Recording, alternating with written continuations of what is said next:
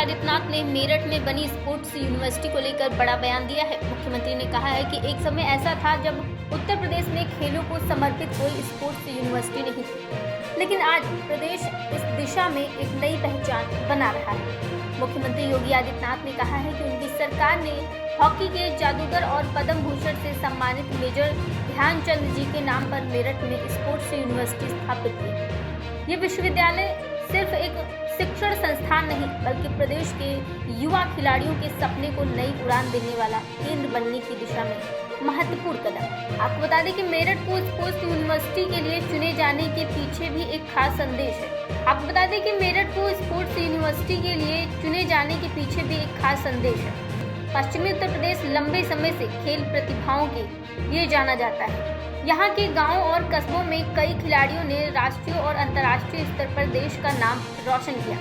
ऐसे में मेजर ध्यानचंद के नाम पर स्पोर्ट्स यूनिवर्सिटी की स्थापना इस क्षेत्र की खेल विरासत को और मजबूत करने वाली पहल मानी जा रही है। योगी आदित्यनाथ ने इस बात पर जोर दिया है कि उत्तर प्रदेश के युवाओं में प्रतिभा की कोई कमी नहीं है। जरूरत है तो उन्हें बेहतर प्रशिक्षण, आधुनिक सुविधाएं और उचित अवसर उपलब्ध कराने।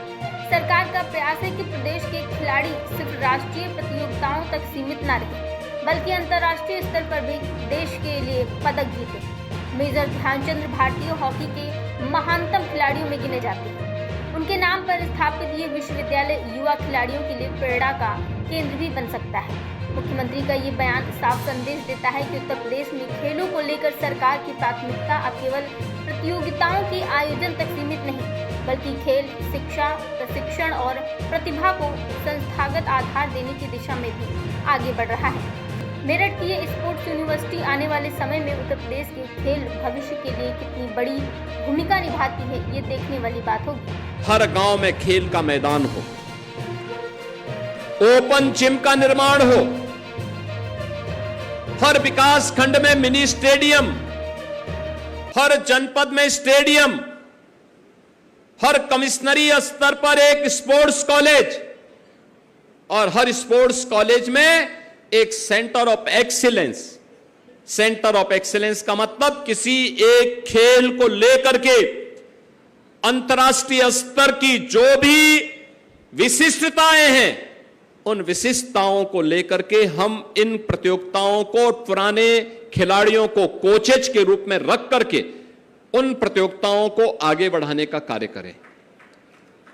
जब ये सारी चीजें बनेंगी, ये इकोसिस्टम बनाने का काम हुआ।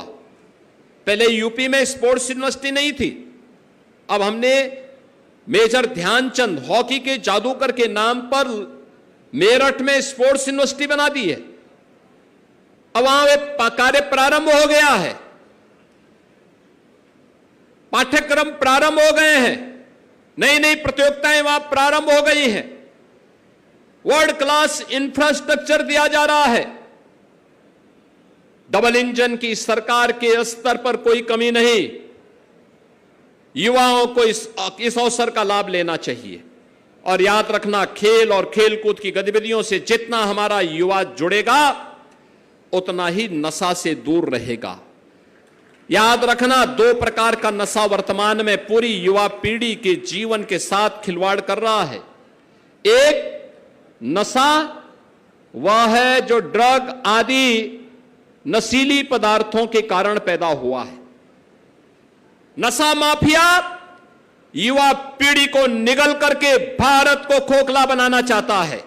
हमें उसके खिलाफ लड़ाई लड़ने के लिए तैयार होना पड़ेगा। हर एक जागरूक नागरिक को, हर राष्ट्रभक्त को इसके खिलाफ लड़ाई लड़ने के लिए तैयारी करनी चाहिए। और दूसरा, स्मार्टफोन का नशा। स्मार्टफोन का नशा, जितना समय आप स्मार्टफोन पर खर्च करते हैं, उसमें से 90% फिजूल का है। 10% ही मात्र आपके उपयोग के लिए भी नहीं है। अगर वह 6 घंटे 5 घंटे आप बचत कर सकें, उनमें से केवल 1 घंटा अपने शरीर के लिए दे सकें, तो स्वस्थ हो जाएंगे। शरीर स्वस्थ होगा तो मस्तिष्क स्वस्थ होगा, मस्तिष्क स्वस्थ होगा तो भारत को सशक्त और समर्थ बनाने में आप अपना योगदान दे पाएंगे और बेहतरीन योगदान दे पाएंगे। मानसिक तनाव से बचे रहेंगे। हर प्रकार की किसी भी प्रकार की चुनौती से अपने आप को मुकाबला करने के लिए तैयार पाएंगे और उस तैयारी के लिए आज अपने आप को तैयार करना। एक पहलवान दंगल करने के लिए जाता तो सबसे पहले उसके लिए क्या होता है? किसी भी खिलाड़ी के लिए पहला नियम क्या होता है? आत्मानुशासन का होता है, आत्म संयम का होता है।